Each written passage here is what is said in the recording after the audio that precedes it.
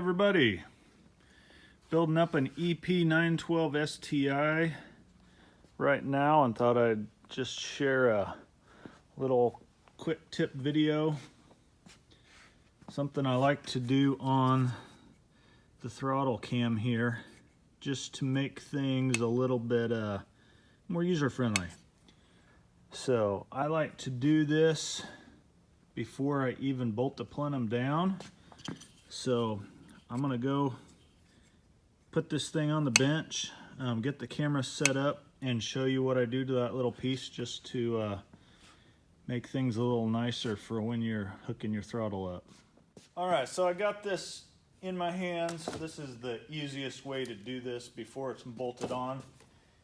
Mainly because the spring for this throttle cam is kind of a booger when you're putting it back on to get it in its place, get the set screw back on there, and it's just easier to have this out where you can access it better. You can see what you're doing better. So I got that center screw out. Pull this cam off. So I've got that spring in there. That's the part that's the pain to go back on, because you got to get that spring in its groove when it's back on.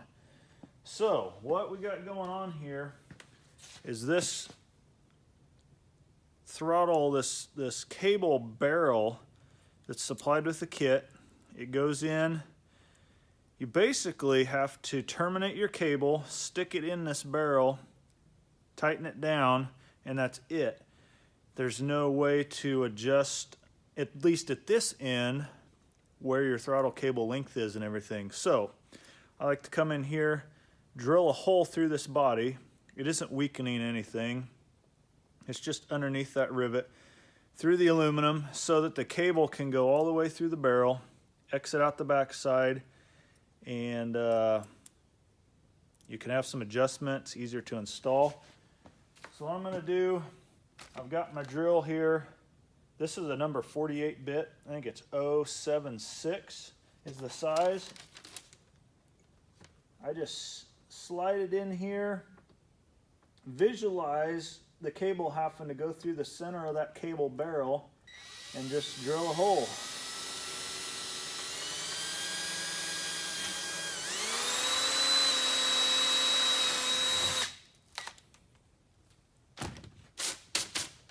All right, got a hole there. We'll deburr it just a little bit.